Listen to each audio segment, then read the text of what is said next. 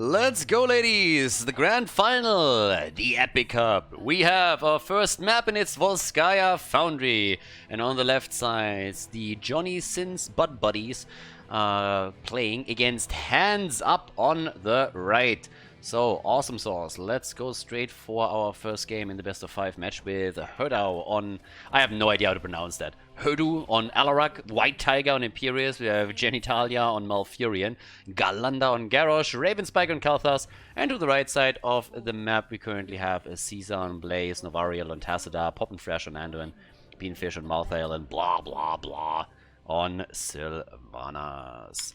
Okay, so this is still the grand final of the Epic Cup, which means that it is the grand final of the end of season tournament of Division 4 and Division 5 of HeroesLounge.gg, the amateur scene. And the players are roughly between Platinum and Low Masters. So since we're in the grand final right now, you can expect that most of the guys playing here are Masters, High Diamond, something along those lines. So just that you have a bit of an idea there. But now at the bottom of the map we got our Malthael versus Imperius setup. White Tiger is actually with Imperius this time on the off lane. It's interesting that he's not on the damage dealer, by the way. They're playing obviously a triple melee setup, but he, in the last series they played, was heavily focused on auto attackers. So there's that. Then again, here comes our first attempted kill. Galanda in a little bit of trouble. Okay, trying to make it out here. Not really working too well for him just yet, but yeah, no kill in this one. And we got a couple of stacks already coming in for Tassadar on his Q on level 1. Sylvanas is sitting at 5 stacks for hers as well, so went straight into the Unfurling Shadows over here. And now that the 1 minute mark has already been reached, both teams are making their play right away for the camps. And taking it. Okay, towards the top. There's already our rotation back into the middle, and they could actually try to make the play now for the healing beacon, since we have Sylvanas at the bottom taking this one solo. Blah blah blah. Just sitting there for the first one, but nobody's making a play for the support camp just yet. Now that's always the question, is anybody making a play there? Are the teams actually covering it? So do they check if the opponent might try and grab it? This is pretty much what you have to watch out for. But so far we haven't really seen any one of these players make a move there yet. We still have the play down at the bottom, of course. Yeah, there's our level 4 talents on both sides right now, and we actually see the negatively charged for Alarak, so he's going to start stacking. And what else can we get? At this point, the oil dispersal. And nobody is making a move for the camp, as it seems. I mean, Khaldor is actually looking a little bit... the entire team, honestly, is just shirking around it. And is having a quick glimpse, but nobody is really making a play for it just yet. Alarak is obviously going to try and stack a little bit more. And, well, down to the bottom of the map. Here we go. Beanfish coming in. White Tiger already on the move. Top side. Still everybody checking. Nobody wants to give this one up, but nobody really has the balls to commit to it either. So they're all just sitting there saying like, yeah, as long as you don't take it, we're fine. Let's just all let it go for now and focus on experience instead before we're heading into the objective. And talking about the experience, Team Sins is just a little bit ahead now. So, yeah, there's the setup as they're already attempting to lock Blaze in with Khaldor, but it's not really enough. Maybe if they could have gotten the throw here, but there's also no damage setup here. If you have Kalthas for a follow-up with the Gravity Lapse, then maybe you can get something done. But with only the 2 of them around, it's kind of unlikely. They can bully the target around a bit, but they won't be able to get enough damage in. Unless, of course, they flip it into tower range. Blah blah, already about to jump out here. Anduin is, of course, ready. Pulls him back out, and there's the stun. Ah, not enough follow-up. But there's still a lot of pressure against him. And Malthael isn't even here yet. So Malthael is slowly coming in on this one. Here's the kill. Blaze is down. Can they get another one? Doesn't seem like it. Well, maybe. Beanfish is low, and he falls too, and he's not the only one. There's another kill as we see Tassadar taken. Alright, big lead for them. Let's take a quick look at this setup. And they came through with the Blaze kill first, and honestly, from there on out, everybody else was just trying to get away, but not only Malthael, but also Tassadar then dying. So that's 3 down the drain, and that opens up the healing beacon for the team to take, since they now have not only 3 kills to 0, it's also a level lead, that's a level 7 talent advantage. So really, really good setup on the first objective for them. And yep, that was actually a pretty sweet opening. And the question is more so if the red team is now making a move and try to come back into this. Hands Up is, yeah, still in possession of 2 turrets. They haven't actually used any. No items were used on the last one. It's a massive lead right now for Team Sins. So they have their own items. They got still 2 in their hands. And obviously they want to bring this over overtime. They're not even fighting for it. Okay, so they're letting this one slide. Yeah, that is going to hurt. And not only a little bit. This is really going to become a bit of a problem if they lose too much here. So they're going to try and set up the defense instead. But there is a chance that they're going to get murdered at the top lane. But obviously the first objective is always to take down the this particular camp here. But haven't seen that yet. Okay. And they haven't lost the fountain yet either, so only the wall has fallen. Nothing more. Maybe they can get a bit more out of this one. We're gonna find out. Here comes the next flip as they go for Novariel. Okay, Galanda is a bit low, but is able to walk out. Didn't really have any problems there to recover. Still 3 kills to 0. Early level 10 for them probably. And if they can get the kill down here, that would of course be the dream. But Caesar is pushing out just in time. So good for him. 10 stacks, level 10 abilities are in now too. And that's of course where we're gonna try and do a little bit more work. There's the quest completed, just in time. I mean, you always want to complete it before your opponent is level 10. That's like the ideal setup. And talking about setups, the setup against Marcel proved fatal for the aspect of death. So now the kill against him, and that's 4 kills to 0. And they should really try and capitalize on the 10 now. Now, down here, there's not really too much that Garrosh can do by himself. But if they move up to the top, they might at least be able to take that fountain down. The problem is they're really waiting a long time for it. There wasn't a lot to take on the map, though. There were no camps up or anything else. So, yeah. Stacks just yet. Went into the last right. Okay. 75 stacks for Tacitus. That's not too bad. With 11 on the negatively charged. 92 sadism. This one's also gonna fall. The minions are gonna take it down. The team itself can't do it, the minions will deliver. And off we go. Another camp taken. Next objective usually spawns around level 13, so that's usually when you are trying to make that play.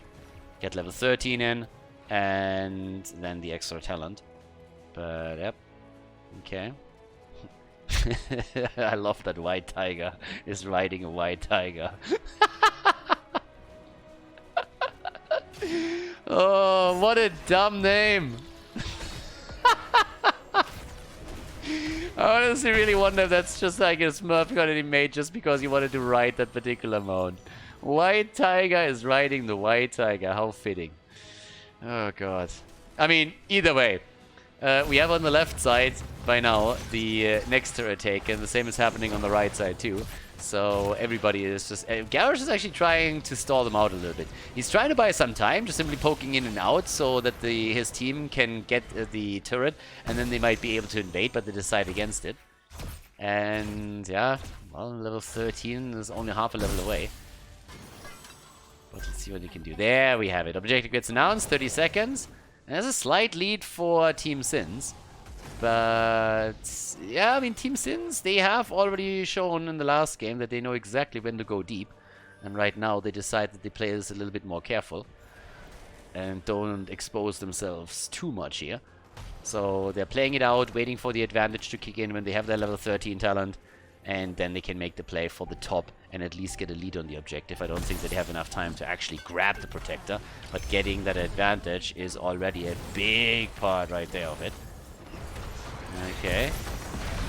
There we go, 4-0. Alarak in trouble. Bunker is out, but there's a big problem for Malthael. And Sylvanas is dead too. There's going to be more kills coming in. Anduin is doing what he does best. He's running away from the fight. Poppin' Fresh is about to escape here. And... this is actually kind of funny. We had even the turret being dropped here as they were trying to go for Anduin. They're finally able to make it work. 8 kills to 0 now. What an absolute beatdown that we have in this one. So yeah, the turret was put out on the ground, soaking up some of the shots, and then obviously getting some extra damage in still as well. Now they have a chance to go for not only the objective, but also for the healing beacon over here. There's at least vision, turret is still in. I think I would pay money for Alarak to die now. So close. If he would have died there, that would have just been too perfect. Just imagine that for a second. The leftover turret takes him down, but nope. Not quite that easily. I have to admit, it's a bit weird to me that nobody actually went for the objective. I mean, someone should have at least gotten them a lead, right?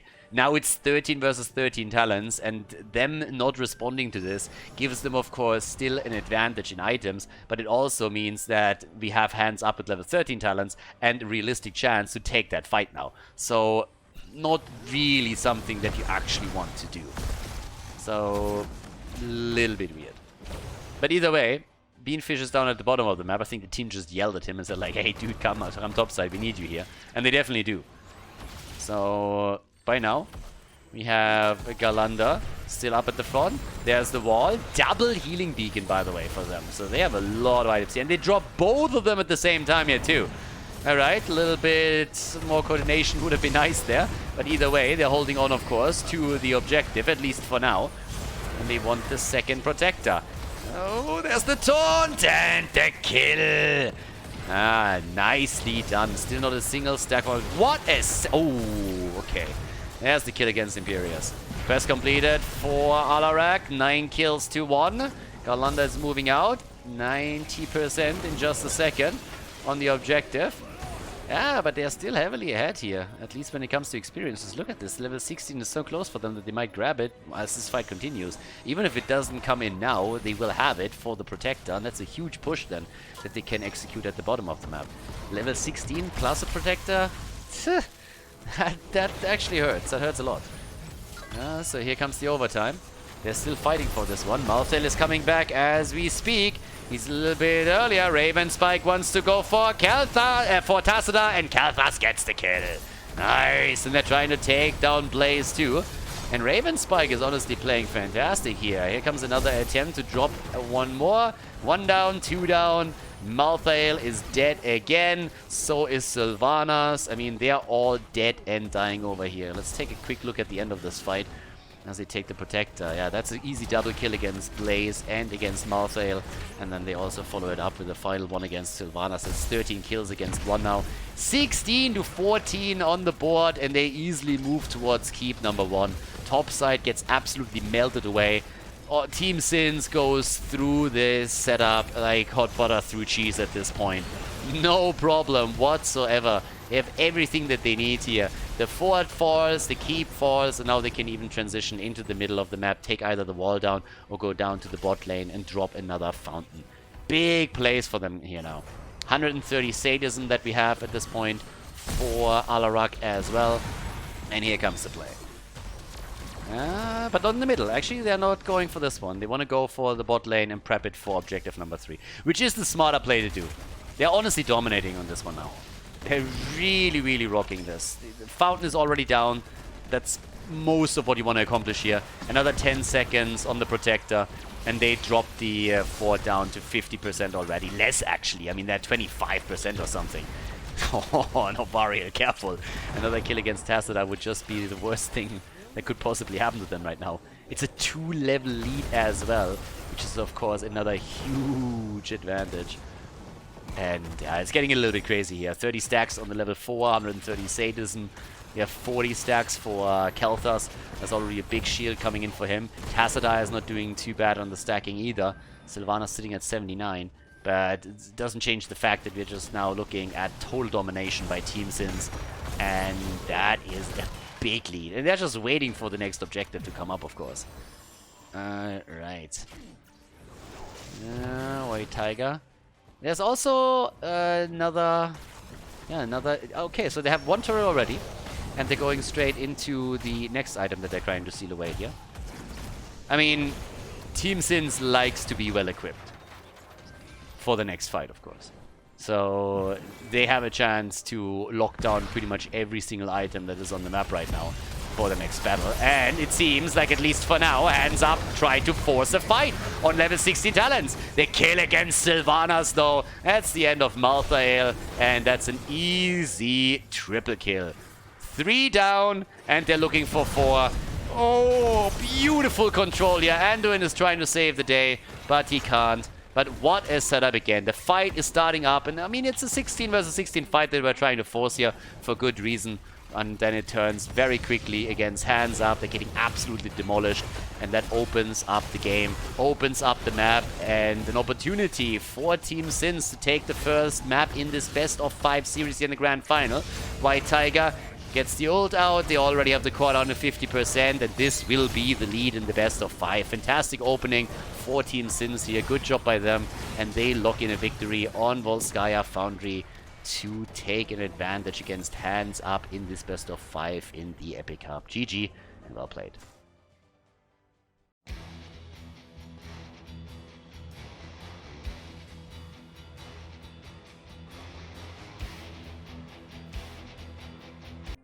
Infernal Shrines, game number 2, ladies. Team Sins against Hands Up.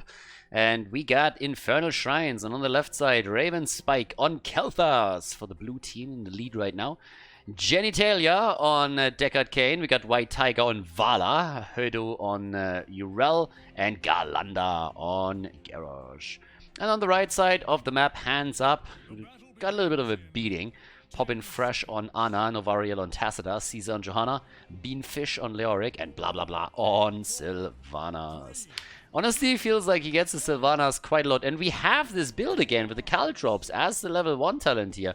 Honestly, I'm not really too sure what I think about that. On this map, I would like it probably a little bit more, but I don't like an arrow build on this map, to be fair. I mean, oftentimes when you go for an arrow build, the idea is that Monster Hunter gives you also control over bosses. So if you go for a full-on teamfight setup and you exchange a level 1 talent Monster Hunter with the Khaldor's build because you want to reduce the cooldown on your vault so that you can get the repeating arrow value a little bit more reliably after level 7. It's kind of nice from a thought process point of view, but on this map, multi-shot build is just way too good. So not going into a multi-shot build, I think, doesn't really help you. So it's kind of neat to have a little bit of a niche setup that you're trying to play. But multi-shot is just so absolutely insane on the objective, since you get value against the objective and also against the opponent's teams that are probably would never pass up on that. So yeah. Right now we got our level 1 talents also. Yeah, actually we got a Psystorm build here with a Sign fusion on Tacita. So there's that. And now down to the bottom of the map, the rest of the team is already going for the traditional 4-man rotation. More or less. I mean, Sylvanas is hanging out in the middle a little bit. She was always a strong and independent woman. Doesn't rely on the rest of these shitters down here. And just says like, yep, I do my own thing. Gotta do my own shit, boys. Okay. Alright, let's see a little bit on how those talents come together. I mean, for Vala, of course, it's going to be important that she gets to level 1 as quickly as possible. This, on the other hand, is exactly where they left off in game number 1. So, not a good start, isn't it? Yeah. Okay, that's a little bit of a problem, especially since it leads to this camp taken away. So, that hurts. First you lose a hero, then your opponent immediately realizes that now that they have a numbers advantage, they can run in and take the camp away, and they immediately attempt to use that to take down the fountain over here. Didn't quite work out. They were a little bit too late. I don't really think they coordinated that the way that they wanted to. So in theory, they could have taken the fountain out as well. Didn't do that, but still it's a good lead. Take your opponent's camp away, you get the camp at the bottom of the map, you got a kill on top of it too. It's a pretty nice setup that they have now early on in the game. Now, obviously, there's no big lead or anything yet, but it's one of those things that just adds up over time if you continue to make those plays. So, well played by them. Nicely done. Now towards the top of the map. Hodo going up against Beanfish over here. We still have those set up. And what else are we gonna get here right now? Caesar 86 is already just rotating around, waiting for just anchoring the players a little bit, waiting for the minion wave, trying to take it down with his eternal retaliation. While the objective is about to pop up, and both teams have now gone for the Shaman Camp's top side. Beanfish takes this a little bit later together with blah blah blah, and seems to be eager to also defend the top lane, which means there's a numbers advantage for the blue team at the bottom. Yeah, denied a little bit, has to go for the Indomitable to make sure that Johanna can suck him back in into tower range. But they got a lead on this one now. They should win this one. They need to win this one, because Leo is going to give top lane value to hands up. So they already have the 12-point lead. They're trying to also control the choke point with Deckard Cain. He absolutely excels at that. Nice wall placed down to put Garrosh in a bit of trouble, but he is fairly unimpressed by this. And Leo is still pushing the top side. They are giving this one up. Leo is not moving down, or is he? Like, this is going to do good damage. But is Leo really trying to bring it back at the bottom of the map? I think he's a bit too late for this. But they're coming in right now. Jojo is still putting some pressure on the Genitalia. Yeah, there's the hit against Sylvanas though. That's a problem, and she's dead. Sylvanas down, the Arcane Punisher is taken, and they're trying to go for a follow-up kill against Johanna, but they can't quite make it work. A little bit too early, the usage here on Garrosh. Bait over the wall, it's going to be important now. There it comes, they try to go through the side wall. So far not working out. And this is at least a fountain. You might be able to get a bit more out of it too. That wall is going to fall for sure. White Tiger playing super aggressive again and getting some stacks together for his level 1 and level 4. So he's getting a bit closer here. Leo is coming from the side to flank. Garlanda is already in trouble. He's the first one to fall, as they're trying to get at least Leoric eliminated. Quest is completed, but now we also had Deckard Cain eliminated. So good structural damage from Team Sins, but Hands Up was able to get 2 kills out of this, and is still looking at even experience with their opponent. So far, so good. Alright, so again, getting there, slowly. And they're taking also another camp away. So I like that the teams, whenever they have an advantage, are actually capitalizing on the advantage by trying to take camps, or at least pushing it a little bit. So that's exactly the way that you should try and play this. Already the flip over and that steal.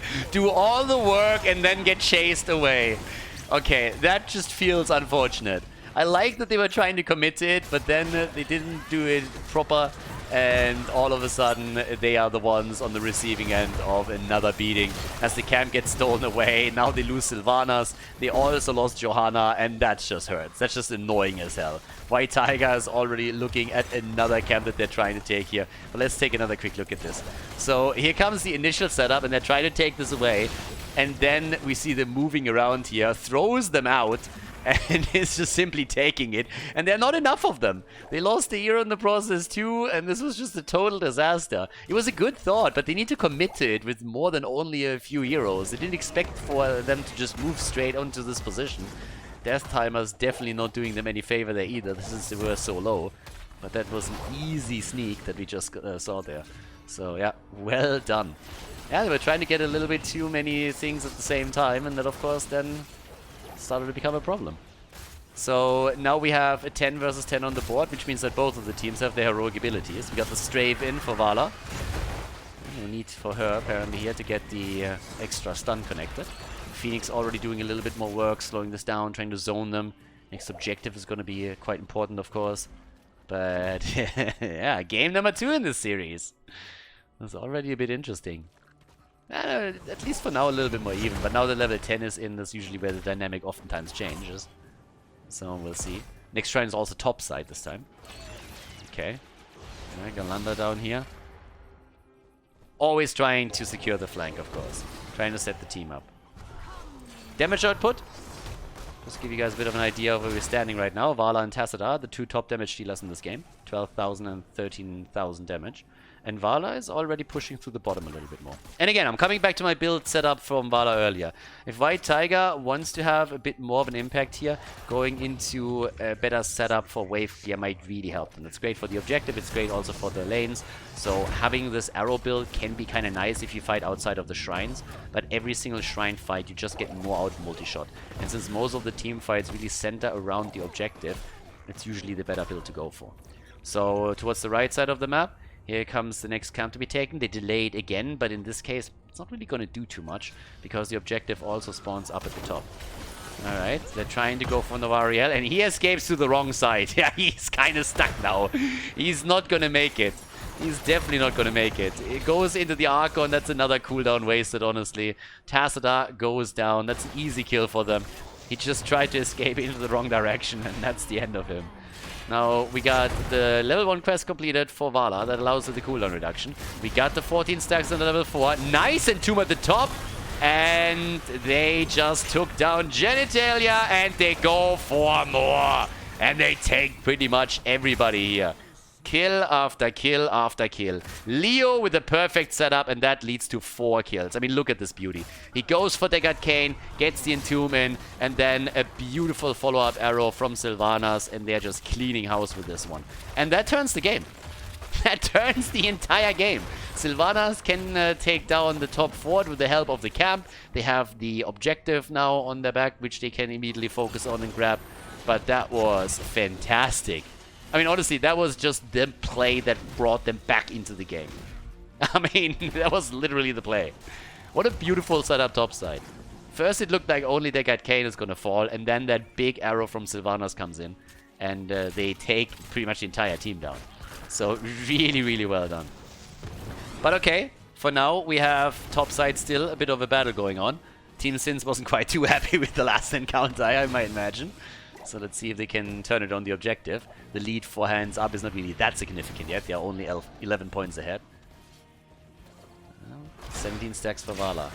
Let's get a little bit more here quickly. Already trying to. Here comes the Entomb again. Doesn't catch him, but zones him out regardless. That's all that they need to do. The old man comes in with a sleep. Garrosh survives. Oh my god. Oh, Uriel gets the ult out. Survives it for now. Beanfish. He goes down. Leo is dead, and so is Sylvanas.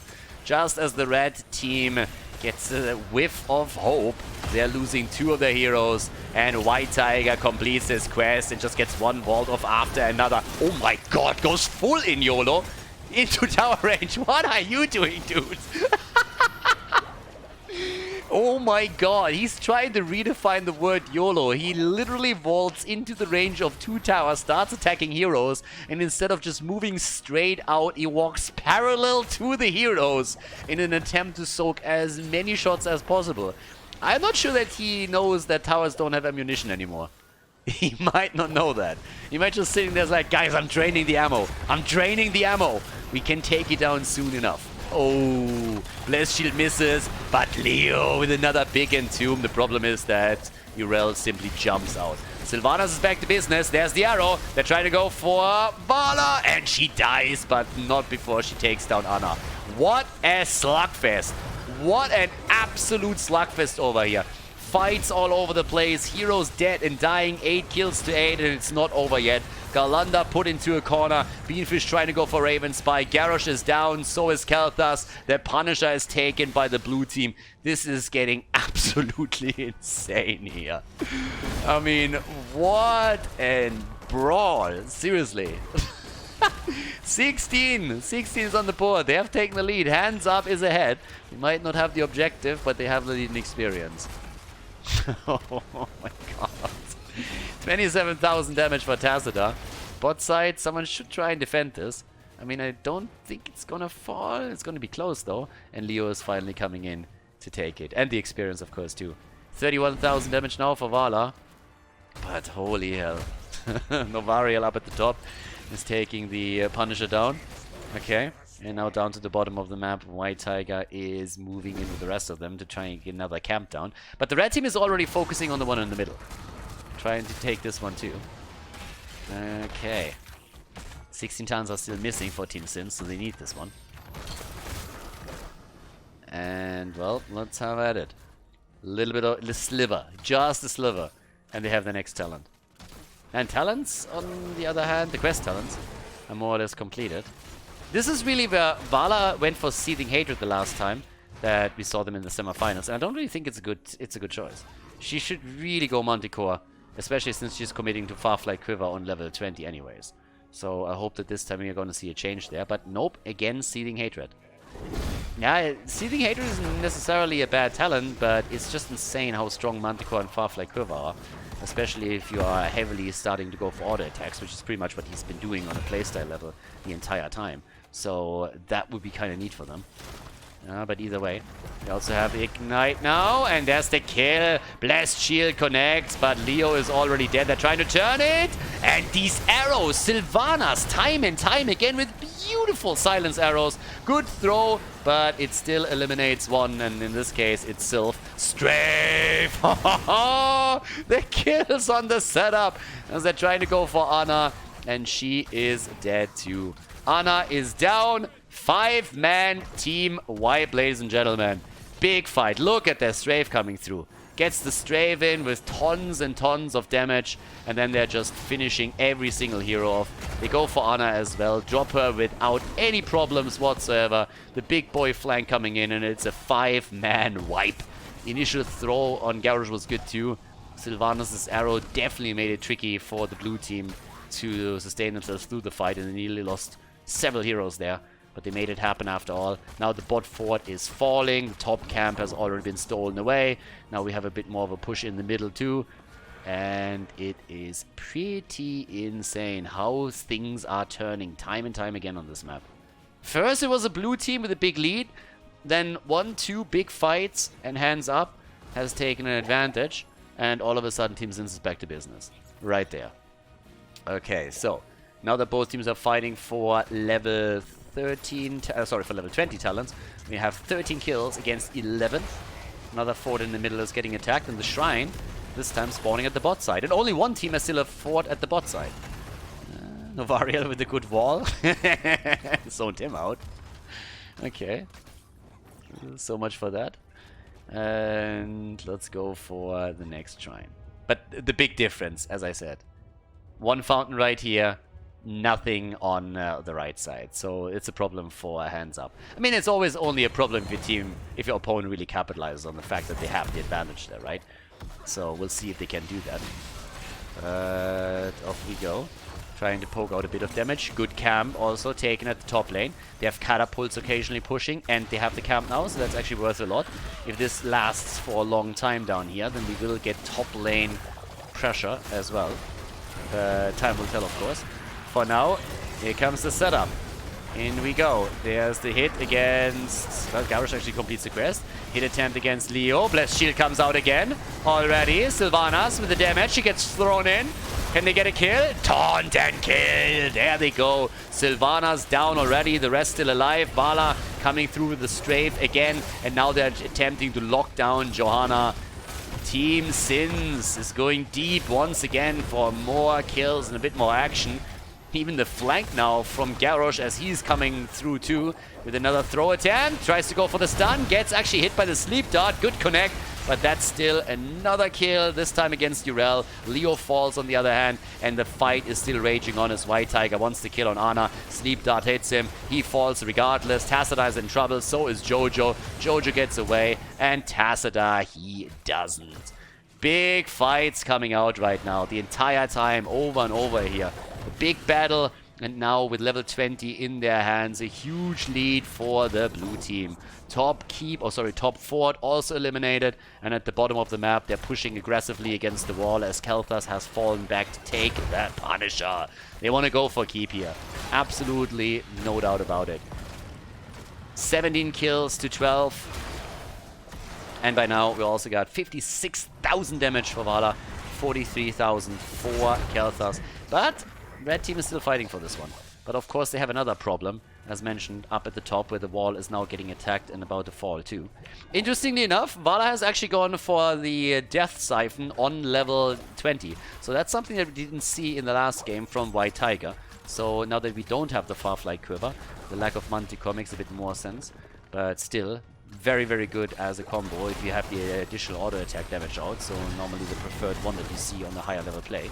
But right now, even with the Punisher baited, keep is going to get dropped. Leo has, then again, at least taken the top lane. So he made sure that another keep didn't fall, and that's super important here for them right now. But here comes another flip. They're going for Caesar, and they can't get in. The taunt on Leo just as he moves away. White Tiger with a connect. One hit after another. and he's able to drop Leo. There's the kill. Galanda in a bit of trouble. The arrow again, only hitting Bala this time though. Sylvanas trying to make the play for the team, but instead it's a kill against Ana, and Johanna is low too. Urel already committing to her own ult. Tacita is also in trouble as he gets locked down by Deckard Cain, pushed back into the fight, and Novariel is about to fall. Everybody is just so incredibly low. Another 5-man team wipe as they are looking to end game number 2. The grand final, the best of 5 series, is starting to shape up to be a dominant victory by Team Sins. They are looking at 2-0 lead here in the best of 5. Nicely done by the blue team as they are taking hands up down on the second map on Infernal Shrines. Glorious victory here with 22 kills against 13.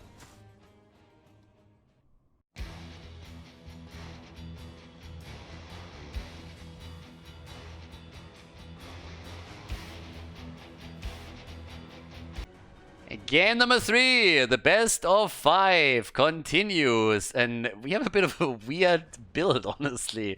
I'm not quite sure what this team composition is for Team Sins, but they've been sinning a lot apparently in draft.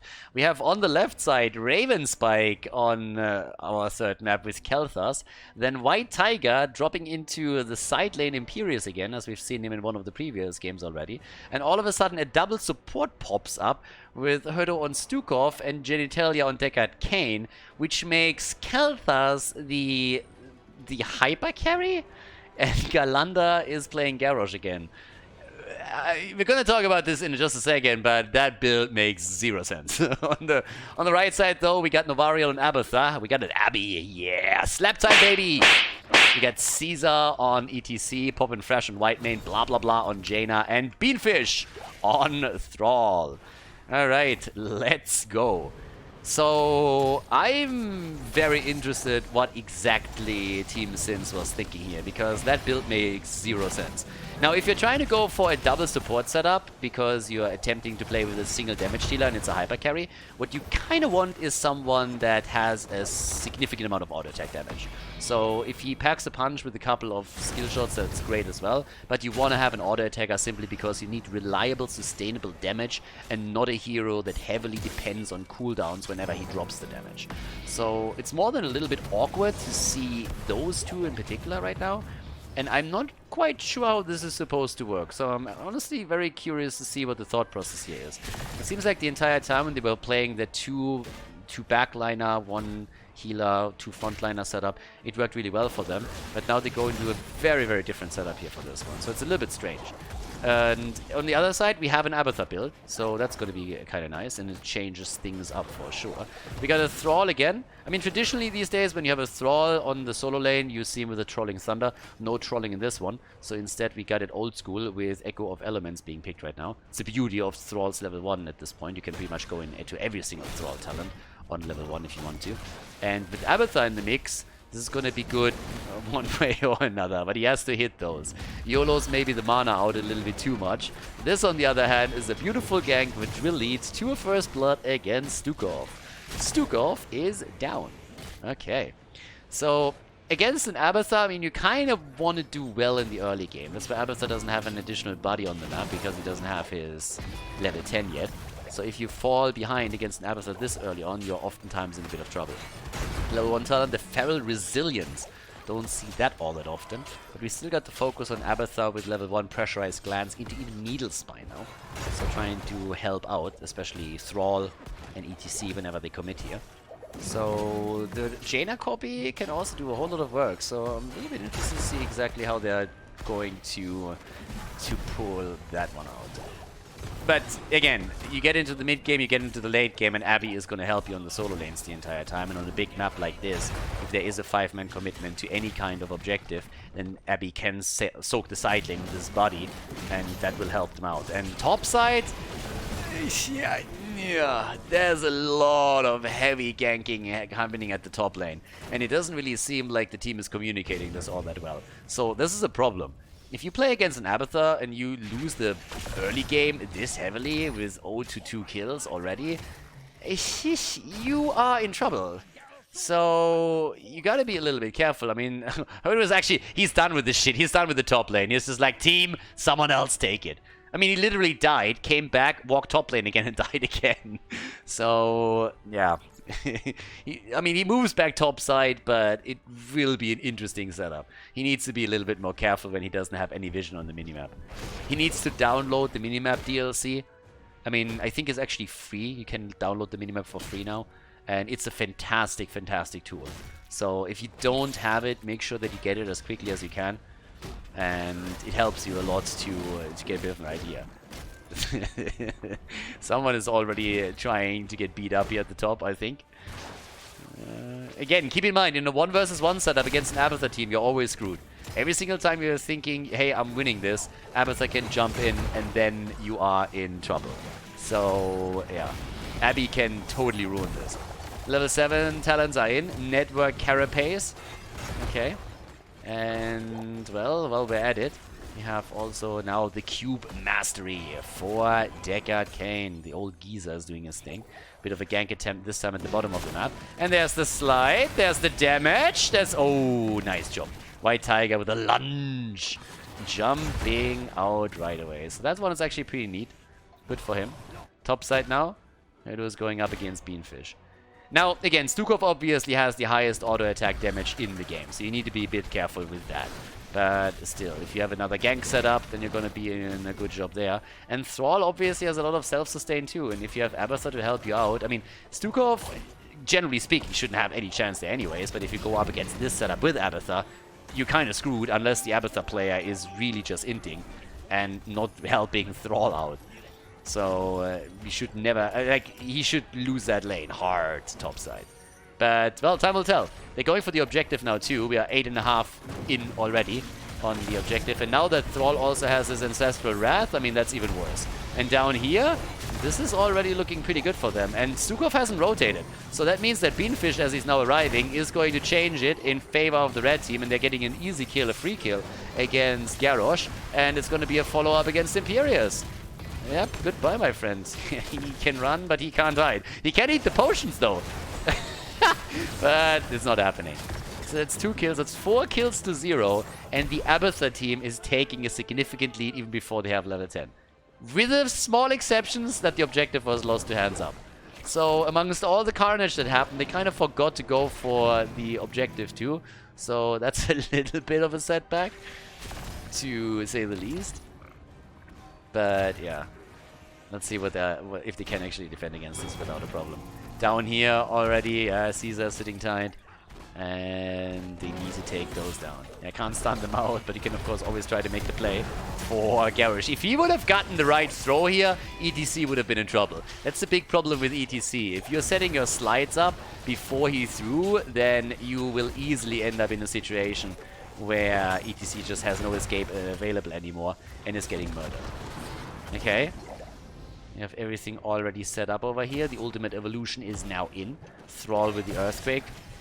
And up at the top, might even be able to use that against this. Down at the bottom of the map, on the other hand, White Tiger has the entire map open up to him. Okay. That is more and more damage that he can put onto the wall. He took the entire thing down before the rotation comes in. Okay, blah blah blah, making his way over. ETC, someone needs to slide out of this one, and he's able to get away. Okay. Yeah, and talking about getting away, top side, Stukov is still sitting here and is starting to lose out on the lane a little bit now. Yeah, well, Garrosh needs assistance. If he gets it, there's a problem. Get the Ancestral Wrath through. Good night. That was a good one. I like that. Moving behind him and shoving him in. Well, on the other hand, if Abathur is a little bit quicker here and jumps on the Thrall, Stukov is dead regardless. Plays like that are kind of funny, though. I gotta admit. If he gets a good shove off and Thrall dies to this is obviously gold. But if Abathur pays attention, he dies in that moment regardless. So, yeah. Now at the bottom of the map, Abathur seems to be helping ETC a little bit more, as he's fighting that 1 versus 1 against White Tiger. But there's still a kill opportunity up at the top. Especially with Earthquake being up. Yeah, you could try and make that play. I mean, there's so many tools where they could have just said, okay, we're going to kick that Stukov's ass now. Caesar is still getting out. There's not a single kill for the blue team yet. Keep in mind, they have pretty much 1 damage dealer. they have only Khaldors here. Now Stukov is at 17,000 damage, granted, but it's pretty much worthless damage. It's auto attack damage that he gets in on the solo lane because he's going up against the Thrall. In a team fight, he's not going to be able to do a whole lot with that. But in the early game, he of course gets pretty much a free stacking on the damage numbers without ever threatening a kill here. So it looks good on paper, but it doesn't really do a whole lot for you. And Beanfish keeps missing these wolves. Like, dude, you can't just miss every single one here. And yeah, you were kind of asking for that. Alright, the fish is actually getting out there again. I mean, it looks awesome. The question is, can you do anything with it? This is so dumb. Yeah, and he's gonna die, isn't he? Yeah, of course he is. By the way, it took 4 heroes to get that kill. 4 heroes and 15 to 20 seconds to get that kill. And in the meantime, the red team had the entire map to themselves. But they got the kill. So, yeah, they at least got it. Oh, but Thrall honestly should at this point also see that coming when it happens. The problem is really that Thrall is just missing too many of his wolves there. If he gets a few more, then he can do more with that. Novaria needs to start coming onto the lane and soaking experience now. Body soaking is the thing at this point. You know where all 5 of them are. Yeah, he needs to come onto the bot lane and simply soak experience there. So Abathar is still not transitioning down to the bottom of the map and still continues to not do so. Yeah, the buddy needs to be over here. Soak that experience and then help the team out with the symbiote and with the copy. So that's a little bit of a problem that they have for sure now. Here comes the setup though as they're trying to move in. Alright, it's party time, baby. The double Jaina already with the damage getting the blizzards through as they're trying to go for the kill. Novariel, the first one to lose the copy and fall. Yeah, the kill against Thrall. But that is the kill that we finally have. A third one actually against Stukov. So there we go. Objective gets taken again though. Team Sins takes it. They might lose more heroes, but they are winning the objective. But again, coming back to the point, Abathar needs to get more side soak. In a situation like this, you need to move down to the bottom of the map. You need to hide here, you need to hide here. There's no global on the other team. They don't have anything that can jump you. And they had full vision on all 5 heroes. So you have to move back in order to make sure that your team gets a leading experience. Because right now it's 14 versus 14, but they could be ahead, and that also puts pressure on the opponent. Now they lost the objective, and that's a bit of an issue. We got the icy veins now on 13. Also, there's so much transference. That helps a lot.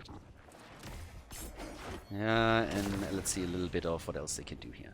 Top side, that's where we already have the first raider arriving. Okay, a little bit of damage in, not really too much. Over here on the other hand, here comes the hit as they're trying to make the play into the fort, and they're going to get this one. Fort down, 5 kills to 2. And let's go. Can they get a little more out of this one? Maybe even a kill. They're trying to go in for it. Imperius falls at the bottom of the map as we have Jaina actually making the play with the water elemental and saving the fort too. Now getting a bit of an assist from Abathar, of course, on top of that. And Abathar is coming in. And someone wants Abathar. The slugger is getting away though. Alright. Yeah, but the rest of the team is now rotating topside to take the fort down. So blue team sniffs that one out. Yeah, then again, Galanda is in trouble. Eats a lot of damage here. The old man with the save though. Genitalia. Nicely done. Able to save Garrosh, and they're turning it around against ETC. He has the mosh pit up. He's losing hit points quickly. Can he set something up for the team here maybe? They're going for Garrosh again, and this time they lock him down. Nice. Alright, there's already the water elemental again, the slow, and Herdu is able to get out. It's a little bit like Hagen does over there. Every single time I see that hero name, I'm just getting hungry for ice cream. I don't know what it is. Okay, 16 talents, and we got the adrenaline boost. Alright, boosted baby. A little bit quicker now too, can try and hunt those down. At the bottom of the map we already have a counterplay attempt as topside boss obviously gets taken now in the 5 versus 4 situation that they established for themselves. Shouldn't really be able to walk down fast enough to contest that boss by any way. But yep, let's see. There we go. We take this one. We got the level 16 down at the bottom of the map. This one is going to be taken as well. Oh man, hits him with a stick already. Raven Spike with the damage. Where's the damage number sitting at? 29,000. Stukov is still the top damage for them. 34,000 for Garrosh. Yeah, numbers are going to shift as the game continues. But yeah, 0 deaths on Khaldor and Deckard Cain. And here come the level 16 talents for the red and the blue team, now both in. Which give us, first of all, the Northern Exposure, but also the Thunderstorm. Coming back to Abathur. Far back, by the way, now. Abathur is really deep. Okay, down here. Should be able to... Nah, they're not going to be able to save that fort. Nah, it's already too low. Top side, it doesn't matter anymore either. It's like 2 kills to 7. Nothing too crazy happening here. A little bit of a push in the middle. Camps, of course, needs to be taken pretty much every single time that it respawns. It's kind of the play that you want to go for. Alright, so here we go. Another one, and it's pretty much, I mean, it's more or less even if you think about it. It's a little bit of a leading experience. It could be a lot better if Abathur would play a little bit farther forward, but they're now even moving down to the bottom fort, and I think that's a bit of a stretch. So they're doing a whole lot of work on this, but can they get out, or did they stay too long? Imperius is waiting for the lunge, and Garrosh is coming slowly in as well. There's the lunge, hits 2, and there's the earthquake as they counter, as they're trying to lock them down. Genitalia goes down first. Deckard Cain is dead. The mosh pit. Garrosh shows his moves as he's starting to dance, and then he falls too. Beanfish is eliminated as Thrall dies, but they're going for the Stukov kill here, and that's the one that they actually can't set up right now. So instead, they're trying to turn their attention towards Imperius, but that's not the kill they're looking for here. And again, another setup where Abathur could now also try to move to the top to get some additional XP. But let's take another quick look at this. So this is how all of that started out. Moshpit was great. They were able to get the early kill in against Deckard Cain, and they fall out up with a little bit more here. Lost, of course, Thrall as well. But regardless, a good fight. 4 hands up as they are now looking at 9 kills to 3. Yeah, Abathur pushing the top out with a symbiote. So far, so good for him. And let's see what else they can actually do here. By now, we have Caesar in this thing. Helped out Stukov in the last fight a little bit too, to be honest. That pushback definitely didn't hurt. Well, now 1 level away from level 20. But we're getting slowly there. The thing is that it's actually still advantageous for the blue team, which is kind of insane if you think about it. They are 6 kills behind, but they're way ahead in structures. They've taken every single fort down. So there's a level lead for hands up, but on the minimap, it's a pretty clear advantage for the opponent. Stukov, by the way, in this build with the pustules, with the Pox Populi, now taken 2. So a very different build now that they're in a double support setup. And it's up for the next objective. And this is where Abathur should again try and move here. Move up to the top, get some side soak, get some pressure in. Abathur being this passive doesn't really help. Now, of course, committing to the copy as they're going for the fight, and they get the kill. Garrosh down. Gets eliminated. They're looking for more. Whitemane is also dead. And with the 2 Janas, they are able to get 1. And they are going for number 2 as they take another one apart. Nicely done. 2 more kills. But as I said, Abathur should be sitting topside now. A bit of damage on the keep. And that's already fantastic. And here's now the attempt to go also for Khaldor as they are about to lock him in. But a quick look at the last fight and how that entire setup actually came to pass. Over here, Raven Spike finally going down to... Yeah, ETC gets the slide and obliterates him. But now we have level 20 talents. B-steps even coming in. And an opportunity to at least get some points on the objective here. With level 20, we get the Hive Mind in. We also got now the Earth and Shields. Yeah, and there's the camp. Death timers are also looking pretty good for them. Another 3 seconds for Garrosh. So there is still a chance that they have to give this one up for now, but they will take the lead there. And Abathur is continuing to push the top side. So that's kind of what he needs to do right now. Push this as much as he can. As I said, we should see Abathur commit with his body to 1 on the 2 lanes. So him sitting this far back is a bit of a problem. You're not really maximizing the lead that you can get through that hero and not using it to your fullest potential. So Abathur could have taken the position down here, could have taken the position up here, would have had to reposition eventually, of course. You can't stay there for eternity. But that's kind of what you want to do with the hero, to get a little bit farther ahead and also apply a lot more pressure than they currently do. 13 kills against 5. Level 20, as I said, is in. And now there's an opportunity to go for the objective again and capitalize on the talent advantage, especially since with Hive Mind and Wintermute, plus of course the Earth and Shields, they have some insane talents right now that they can use. So let's see what they're going to be able to do with that. And again, comes back to the same point. Abathar could now, once that they see everybody at the bottom of the map, immediately position over here. Go here, go straight in. That's what Abathar should do. So if you're playing Abathar, that's what you want to do. You always want to wait a little bit, play it safe, not risk that there's someone still at the top. You also have to consider if you want to do it if your opponent has a global. But if that's not the case, then you should always try and get some side soak as well. And then, of course, not forget to fall back once the fight is over, or someone is going to hunt you down for sure. But there we go. Another focus onto the objective. And they are taking this one again. They're trying to interrupt here. Already the mosh pit. Interrupted too. They got Kane down. Another kill. Blue team is just getting murdered this game. The double support setup with only Kalthas as a real damage dealer just doesn't really work in these team fights. White Tiger is dead too, and they're trying to follow up with even more. The camp pushing in the middle is already doing a lot of work and is eventually going to take down the fort. At the bottom of the map, Raven Spike is likely going to fall as well. Abathar is helping out, so that is going to seal the deal. No, it doesn't. Kalthas actually gets away, but this time they're going to take the objective, and they're losing more and more ground here now. So, having a little bit of a look at the damage numbers, obviously by now Stukov has been overtaken since he can't go into these 1 versus 1 scenarios with Thrall anymore. He's still sitting at 44,000 damage, but we have 46k for Kalthas, 42 for Imperius. And on the other side, Abathar, Jaina and Thrall are all putting good numbers onto the board. And now that they opened the map up, the objective is going to hit hard. That's a 20 minutes radar setup that comes through, and the walls are mostly gone. I mean, they're eliminating the one at the bottom right now. Top side, keep has already taken 50% damage. So they should be able to get 2 keeps at least, which means that 2 of the armor shields on the boss on this map would be removed. So the situation is looking better and better and better for Hands Up. So they're moving into the middle apparently for this one, trying to push the least pushed lane with the objective. But they need to at least apply a little bit of pressure. They can't just hang out here and have a little bit of a laugh, because that will lead to a quickly taking down objective in the middle. So now they're moving down towards the bottom, but there's no commitment at all for them. Here comes the lunge, so instead the blue team is looking for the fight. Slide out again. Yes, good damage against the keep. They should be able to get this one. Old man comes in, tries to set something up. Keep is gone. Topside keep is also down. That's 2 armor shields gone. 2 armor shields are eliminated.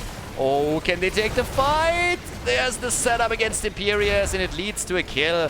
Khaldor is way too deep on this one as well, but gets thrown back by Garrosh. Big boy save here by Galanda. That one was important. That would have been an easy kill. But there's the party time, and the shove comes through. But the fight isn't over by any means. Garrosh, oh my god, he actually makes it out. Now, the problem is that this core is falling, and it's falling quickly. So if they just YOLO in and right-click that shit, it's going to end the game for sure, especially now that they're making a play for Kalthas and take him down as well. And, yep, this is going to be it, ladies and gentlemen. Finally a point on the board here in this Grand Final Series for Hands Up. The best of 5 will continue as the red team locks in a W on Alterac Pass. GG and well played.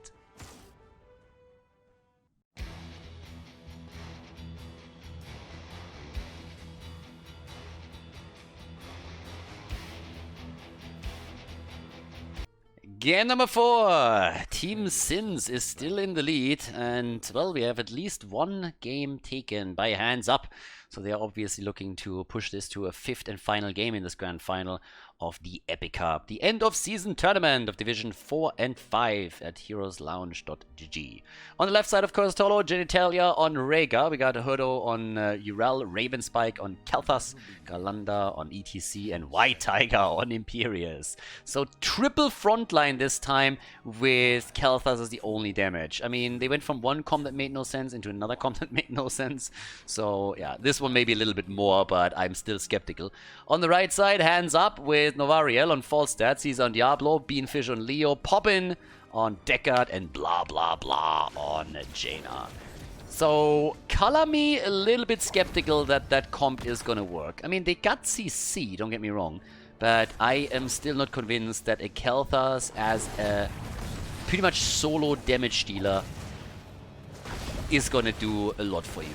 If you put a sustainable damage dealer in that setup, it's a different story, but someone that relies on cooldowns is going to have trouble at some point.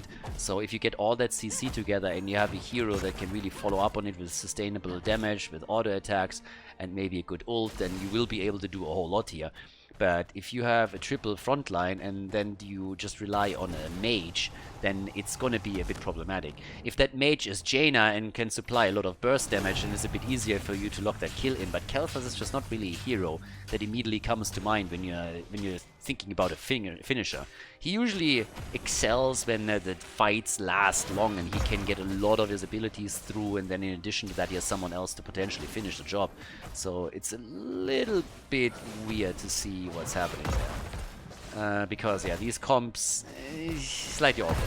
But again, time will tell. Another advantage that Hands Up has is that they, well, could have, is that they have Falstad, who, by the way, just barely got away here, because honestly, URL could have gotten that kill.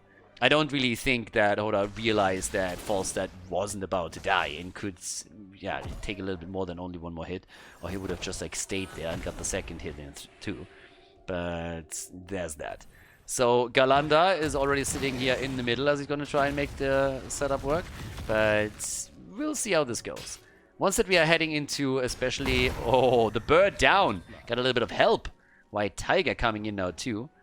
And in addition to that, we have Energy Royal. I still don't understand why they go for the Energy Royal all the time. It honestly doesn't really...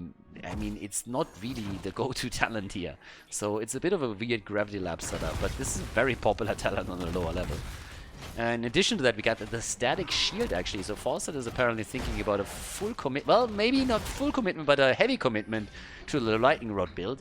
I hope that doesn't extend to a level 7 Lightning Rod build. While you can do that, if you really want to play your global properly, you need to go for Boomerang. If you want to have that global value, Boomerang is just a must-have on the hero. So we'll see what he goes for on level 7. But yeah, global value would only be properly taken if he goes for that. I mean, either way, Beanfish is getting a little bit pressure topside down here on the other hand. Yeah, 2 versus 3. Caesar doesn't have a lot of stacks towards his baseline, or his... Yeah, so that means that he can't really go and tank through all of this. 35 soul stacks are not enough, but he is about to get out here, isn't he? Nice! He actually makes it out. Nice. Well done here. Down at the bot lane with the help of the Siege Giant camp. Novaril is trying to push that now in, and this is where the global starts to come into play, by the way. If you can fight for the tribute all the way up at the top, and your Falstad can easily fly in whenever, then you're in a pretty decent position. If they can get the kill against Khaldor, it would of course be fantastic, but instead it's Jaina that gets focused. Still the attempt at a channel, but that's a bit optimistic. No mana for Imperius either, and Falstad is coming back in, and that's an advantage for at least a couple of seconds. Problem is that Jaina died, and all of a sudden we're looking at 3 kills to 0, and that heavy setup at the front is doing wonders for Team Sins in the early game at least. Yeah, Falstad is immediately starting to rotate back down to the bottom as they are still delaying this a little bit more. Good for them. Level 7 talents are now also ready for Team Sins, giving them an additional advantage. But this Siege Giant camp is still doing work at the bottom of the map and will eventually at least damage the wall. I don't really think that's going to be strong enough to take the wall down, but one of the towers might actually fall if the minion wave keeps it alive just a little bit longer. Another interrupt right here.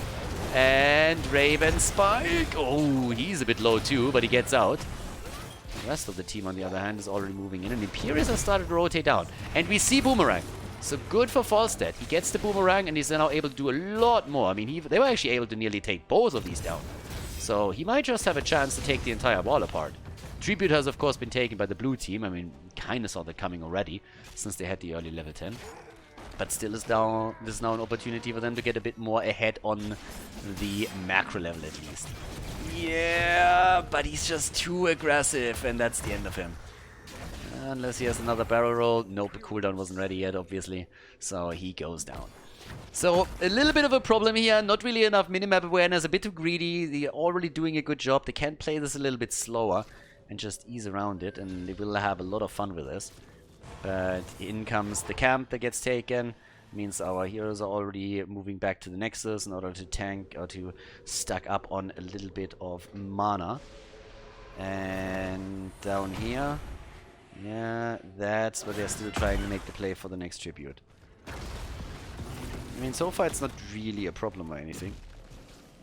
Shibu gets channeled, should be able to interrupt it, actually. Maybe not. Good zone. Nice. Zoning it out completely, and therefore no chance to get close enough. So that's 2 tributes against 1. A bit of a push in the middle, thanks to Leo, who hasn't actually committed to the bot lane right now. Oh my god, the bird gets wrecked again. He's too far out. Again, if he plays the macro game, I think he's going to have way more value for the team. Just play the macro game here and, yeah, don't be the chick. So Falstad is a bit problematic at this point. But as the map opens up, as Fort gets taken down, he should be able to do a lot more for the team. Once that he has his Mighty Gust, he has another tool that he could use to escape, if need be, of course. But yeah, let's see where this is headed once that we have the heroic abilities in. But you can tell he's struggling a little bit here. Anyways, level 10. And with that, we have also the next tribute coming up. That's actually a pretty good timing for Team Sins, and it is problematic for Hands Up. So they should get 10 in time. Another 8 seconds. We got Phoenix in again. Mosh Pit. Oh my god, they didn't even see him. Just moved past ETC and they had absolutely no idea that he was there. And instead, there's the attack, there's the Entomb, but they let this one go. Diablo with the interrupt. Up here, they get the kill. ETC has the Mosh Pit. He's also going to fall. Yeah, ETC.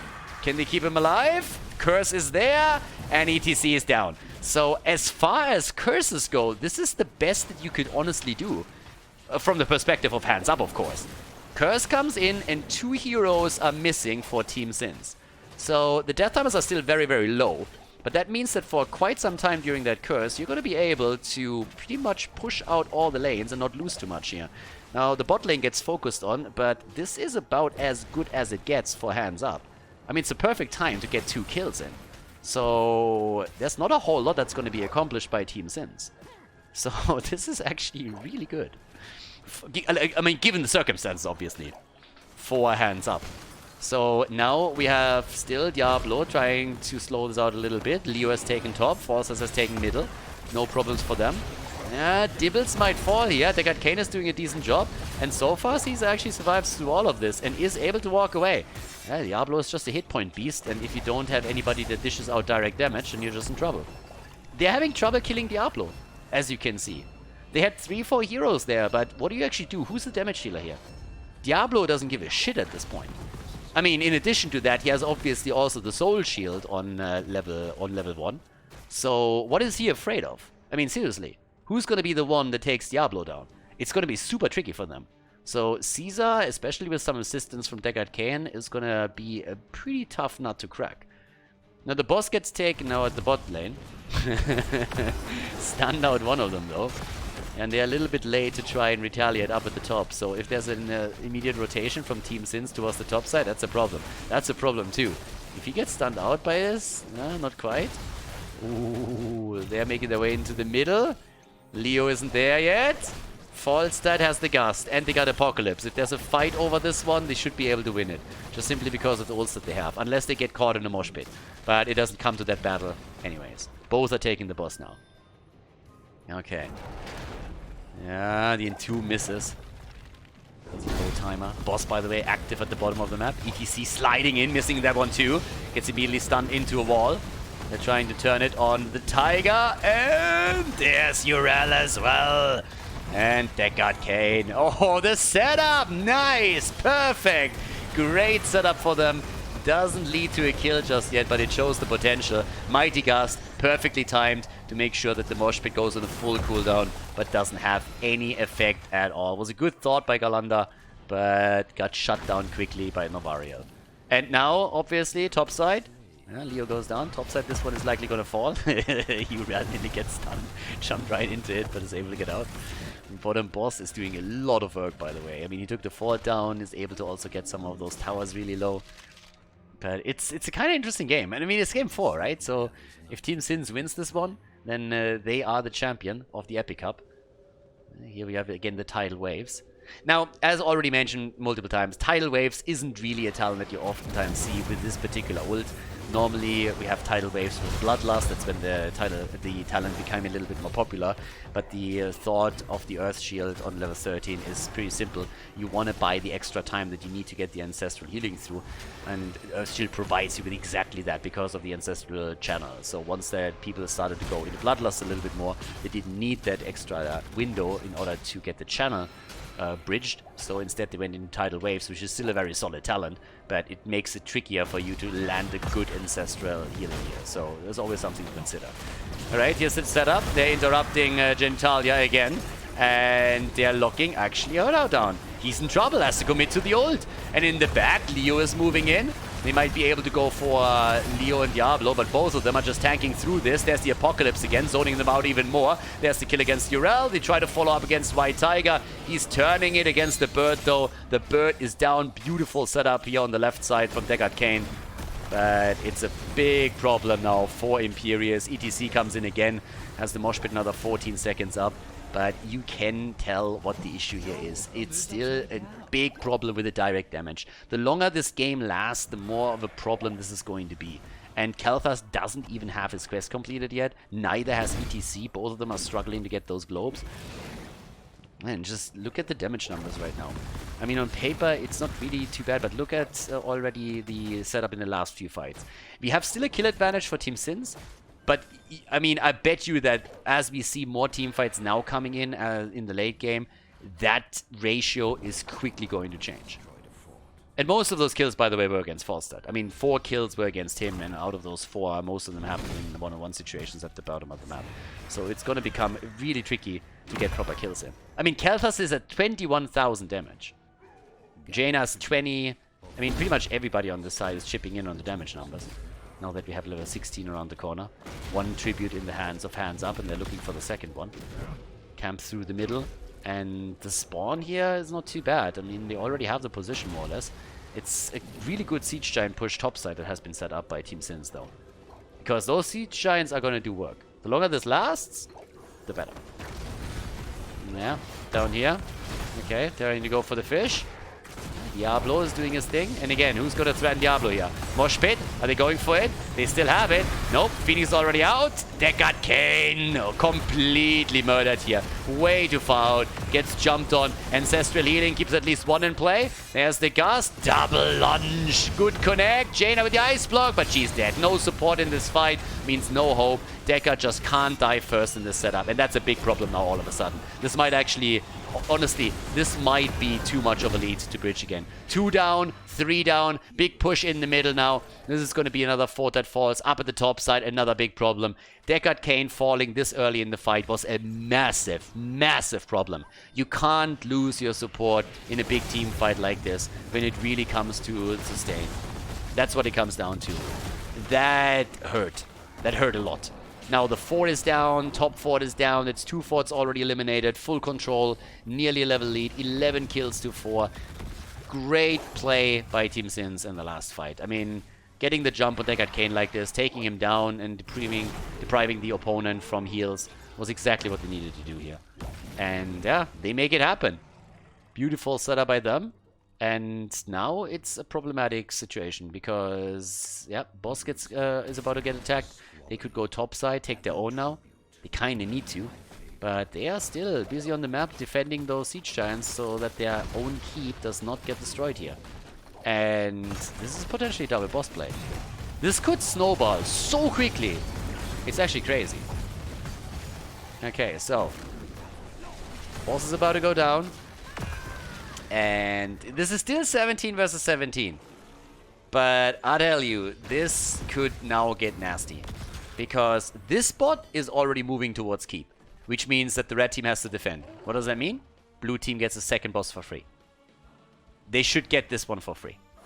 So, Jaina is still sitting at the bottom. Red team actually wants to fight. They're sacrificing the bottom keep potentially. Yeah, they're sitting here. And now all the blue team has to do is fall back. All the blue team has to do is fall back by time. You don't have to engage for this one. You can let this one slide.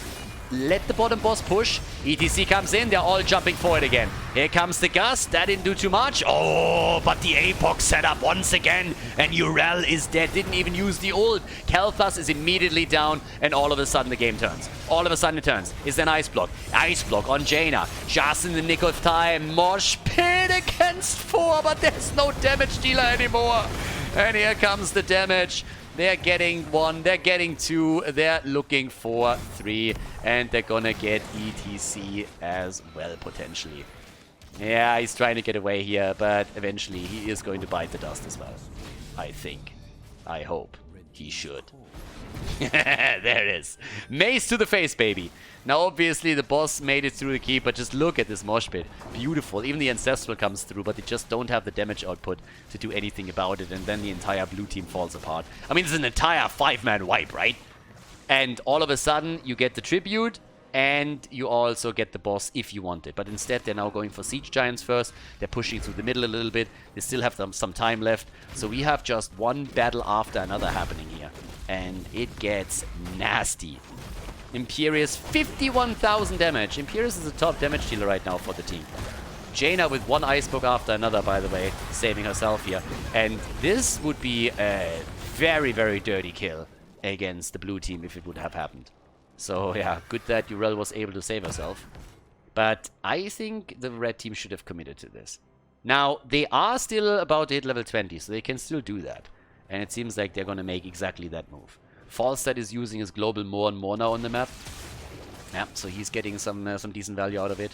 But one of the reasons why I actually don't like his wingman is just simply that against this many melee heroes, if you go into auto attack on level 1, on level 4 and on level 13, you have a really good setup to always hit solid damage. And I think that would have been a really nice thing for him to go into Season Marksman here. 20 is on the board. That gives us the wind tunnel. And blue team, they are willing to fight for this one. I mean, this is a tribute curse, right? So whoever takes it curses the opponent out. But it also means that if they fight here, they don't have a level 20 talent and they fight with a talent disadvantage. So, yeah, there's a problem for you. And let's see how they deal with this. Pop in fresh. Okay, they let it go after all. They're saying, screw it, we're not going to take it. Okay, and now they need to do something with that curse. Push for a forward for a keep somewhere. Take the boss if you want to. They double check it. This one is going to fall. Nobody's defending that right now. Urel is sitting at the top. Gets stunned into the wall. Where's the, well, Entomb? Buried alive would have actually been good here. The problem is they didn't have the damage. So I can understand that he didn't drop it. By the time that the rest of the damage moves in, especially with Jaina trailing this hard, there was no way for them to actually get Urel. Could lock her down for a little bit, but that's about it. And now let's make a play towards the top keep, apparently. And bottom fort has fallen, and this one is pushing even further. This could theoretically also start to damage the bottom keep. Let's not forget about that. There's level 20 versus level 20. They're coming in. The water elemental is already in play. And here's the Hellgate. And that's ETC. What an insane Ancestral. The Ancestral hits hard. ETC could go for the Mosh. He's looking for it. And he gets it. But he gets killed a second later. Has the Death Mosh. There's the Wind Tunnel to save the rest of the team. It's a 5 versus 4 now all of a sudden. And they can make the play right here and try to go for a keep at top side. 5 versus 4. Bot lane gets pressured too. That keep is also going to take a lot of damage as those Siege Giants are still alive. They're stunned into the wall as Urel pops the ult to survive just a little bit longer. Bottom keep in trouble on the other hand. Top side, pressure too. We have hands up fighting for their life in the tournament. They don't want to take second place here. They want to be the champion and force map number 5. And now they are playing it safe. They got the lead. They have the damage on the bottom keep. They have the damage on the top keep. And they're going for boss. And there's nobody to stop them. ETC isn't there. ETC is down for another 20 seconds. Nobody can make a play against this. Especially with Falstad soon having his own ult ready. Down to the bottom of the map, boss is up too. And there is no keep down here. So the boss would walk straight towards the core. And that is starting to become a big problem now. 4 team hands up. How are they going to play this now? That's the bigger question. What play are they going to make? It's 10 against 11 kills right now. 58,000 damage from Jaina, 36,000 damage from Leo, and there it is. ETC is back. They're going for the fight. Boss is starting to chip in too. Locks one of them down. Are they going to steal this one? Falset is there. Can Gus? Doesn't have to. They take it. Double boss, and that... honestly, this is going to be the death blow. You can't defend both of them. You just can't defend both of them. Topside boss is already there. We're 20 minutes in. This keep is definitely gone. They're pushing at the bottom of the map right now. This is going to be... it has to be the end. I mean, how do you defend against this? How is Team Sin supposed to make this one happen? I don't think they can. They have to defend the top now. That boss still has too many hit points. Is starting to go for the shield at the bottom. The keep is already gone. Double boss set up onto the core, and they are just winning on the macro A towards the end. Too much. Way too much to handle. No chance lands. This isn't happening. This is game number 5. We're heading into the final map of this grand final series at the Epic Cup as Hands Up takes the victory against Team Sins on Cursed Hollow.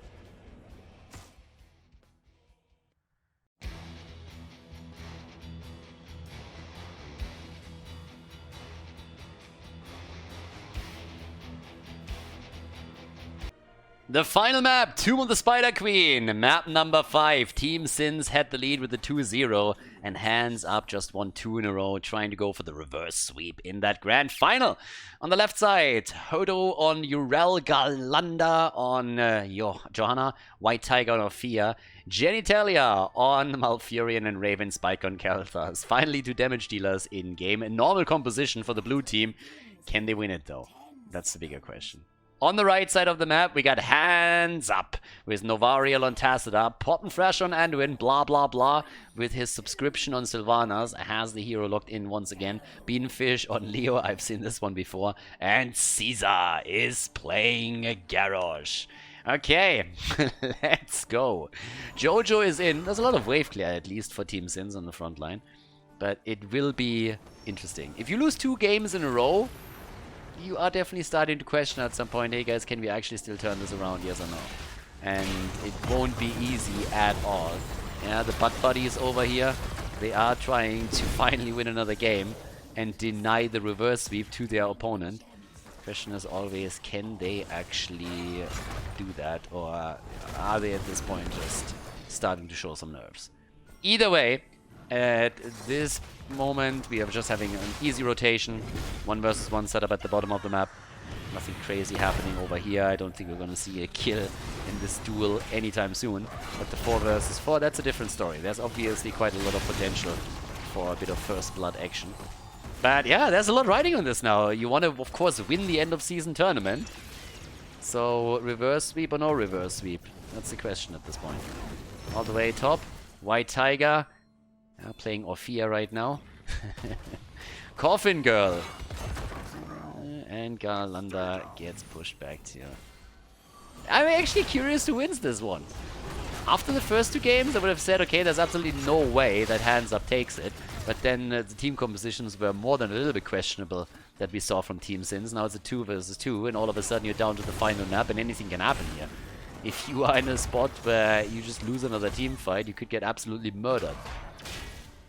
And we'll see. I mean, for now, it's just easy rotations. Get your experience, make sure that you get also your gems, try and turn a few of those in, control the turning point if you can. Tacita, by the way, with a Sire Storm build, so didn't go into his Q setup for the stacks. And we have, again, Ophia. Oh, and actually a little bit of a rotation towards the bottom of the map as blah blah blah comes in. And honestly, he could be the one to really turn the tides of this battle. Simply because whenever we have an objective for Hands Up, they can capitalize on Sylvanas and her push abilities here. So that's something to consider for sure. Yeah, good interrupt potential, by the way, for Team Sins. And apparently, Team Sins didn't realize that Sylvanas is going to go for the objective, aka the bottom siege giants, and nobody misses Sylvanas, apparently. So they're not even checking. They're not sending anybody down. I mean, this is a pretty traditional setup that you either go for your own hard camp, or you're going for the siege giants instead, and they are not checking either. So that's going to be a freebie. Blah, blah, blah gets the bottom connected. Now we have the fight on the left side for this one, but I mean, theoretically that could lead to some damage on the bottom wall. Turn-in so far was successful. I mean, at least a couple of gems got delivered, so 24 are now handed in by the blue team. So that's for them. And, well, at the same time, nobody is going for the hard camp 4 hands up. Bot lane. One camp already taken in the middle. It's a little bit of a missed opportunity to not go for your own hard camp at this point. I mean, I like that the siege giants are at least here to get a bit of damage onto the wall, so that's already worth a lot for the first objective. And Leo is trying to use the opportunity to turn in. But I think if blah blah blah would have stayed a little bit longer, they might have been able to do a lot of damage there. Simply use Sylvanas to disable the front for a moment and then maybe take a couple of towers even down. I think there was a huge chance for that to happen. So Leo now with the Neil Peasants getting more wave clear in. 44 gems have been turned in for the blue team. And the red team with only 9 delivered right now. Quite a bit of damage down here, but they need to get a turn in order to really like follow up on it. And now level 7 is ready for Team Sins first. And they only need 6 more gems. And they're going to be trying to turn that in. Yeah, Khaldor against Beanfish. And, well, there's a few more friends that he brought, and that's the turn-in opportunity. Galanda or Urel could both turn in, and now we're going to see exactly that happen. Now, there's a bit turned in up here at the top 2, but it's the first Web Weaver wave for the blue team. Okay, the opportunity to take a bit of a lead here. Yep, level 7 abilities are ready for both teams, but the first Web Weavers will drop down for Team Sins. There's the chance right here to take a lead, maybe even take a fort down and take it from there. Up towards the top. That's where they seem to try and make their move now. 4 heroes already moving in on it. Yeah, and they're doing a bit of damage with Khaldor as we speak. One living bomb after another, trying to burn that down as quickly as he can. Alright, Jojo comes in, the follow-up of Khaldor is there. There's the flip, but she still has the Iron Skin, can easily move out. And they're starting to break through that wall. 1 tower down, second one about to drop down to the bottom of the map. Still the one-on-one versus situation with the Web Weaver. And in the middle of the map is a similar picture. They take a few of those walls down. Can they get the kill against Novariel? Yes, they can! They take their kill.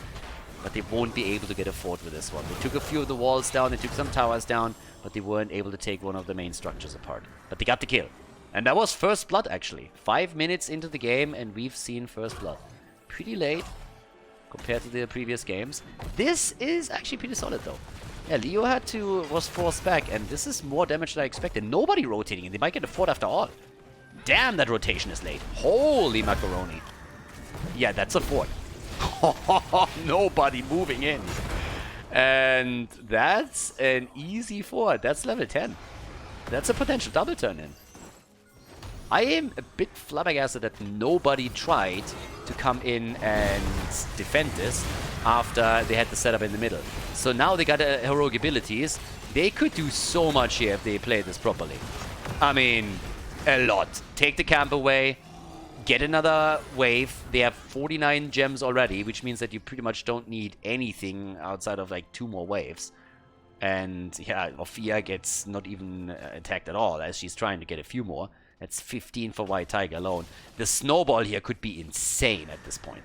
Get the siege giants, turn in.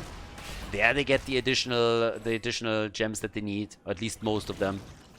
I do not understand why they haven't turned in yet. Like, half level is there, and they start to make the way in now, but now it's a bit late because they're going to try and delay. So I'm not sure if they can actually make it now. 19 have been turned in, but they control both of the turn-in points. I think they're playing a little bit too aggressive here. If you turn in, you are in a mad advantage. Getting a kill against Andron on the other side helps. Blast Shield comes out, and there's the follow-up. Alright, they risk a lot here, moving in with all the gems that they had. This deep into enemy territory, but it works out for them. They get the double kill. That's 3 kills against 0, and they want even more. Yeah, but that's also a kill against Ophia, so she's down. Goodbye. Goodbye. But they got enough gems, and they're trying again. Trying again to turn in. Garrus is playing around it as much as he can now. Big wave in the middle. Throws a minion over too. And they just prevent her, and the red Web Weaver is coming down next. So, Hands Up isn't out of this yet. They are a little bit behind for sure, since they took a lot of damage in the first Web Weaver wave. And also it's 3 kills against 1. But since they still hold on to most of the gems and also got another turn in right now, well, the first one, there's still an opportunity. They could actually move this through. Blue team definitely missed out on a turn-in opportunity. They had it, for sure. If they wanted it, they would have had it. But, yep, right now, they don't have level 13 yet. There's the defense, though. Red team is coming in. Nice flip on Khaldor. Beautiful. Gets the taunt out too. And there's the kill. Orphea, on the other hand, tries to take down Tacita. But Garrosh is there and helps out. Anduin is eliminated, though. But the fight continues. Fight continues. It's not over yet, but it seems to turn quickly against Garrosh. And he gets murdered. That's 12 gems down the drain. And boom! Total, I mean, full-on slaughter right here. And that's 29 gems that they just now lost. Big fight right here. Big follow-ups. Tacita down. Orphea gets 3 kills before she falls. And then with 29 gems, Sylvanas is also eliminated. And that's all of the gems gone. 7 kills to 3, level 13 in their hands. And they pretty much didn't lose anything. They lost some hit points at the top 4. They lost some walls, some towers maybe. But that's a turn-in right now. I mean, they easily can turn in. It's pretty much a double turn-in at this point. So they are in a great position. Yeah, they have level 13, 2 level lead, and they got the gems to turn in not only once but twice. Yeah, that's a double turn in right there. I mean, okay, technically they don't have the gem amount yet, but obviously if they turn it now, they will still pick up a few more. So it looks pretty amazing for them. Yeah, blue web weavers are going to be descending soon, and they are still playing with that talent advantage. And if they don't lose a hero, they are in a fantastic spot. They're trying to go for the kill again. Yeah, Johanna. Leo comes in with the Entomb. They turn it against him, though. And he gets dropped. There's the Blessed Shield as they're following up with more. Oh, Orphea with another big one. And a bit of a big jump, but that's a triple kill. Orphea is murdering them. Coffin Girl is coming in, and she is hitting hard. That's a heavy coffin, ladies and gentlemen. I mean, it holds not only the hopes and dreams of all the pro players, but also the soul of HGC. Got all dropped into the coffin when Blizzard canceled it, so that thing is heavy. That thing hits hard. And she's murdering. She's at 40,000 damage pretty much. And they're just crushing through the middle. Top fort is falling. The Web Weavers are going to take that down alone. And this is just an absolute massacre. As Orphea comes in, just shits on Anduin. Tries to take Blah Blah down as well. Doesn't quite get the kill connected there. But oh my god, are they just crushing right now. Holy shit. I mean, this isn't legal. Honestly, I'm not quite sure if I'm allowed to show this right now. This is just insane. Yeah, are they going for core? I mean, why wouldn't they? Absolutely insane. Absolutely insane. They are wrecking the opponent's team. The Johnny Sins butt buddies are really just murdering their opponent now. They are the champions. Easy win for them. What a finish here. 15 kills to 3 as the butt buddies take the victory and declare themselves the champions of the Epic Cup here on heroeslounge.gg. Nicely done, well played. GG.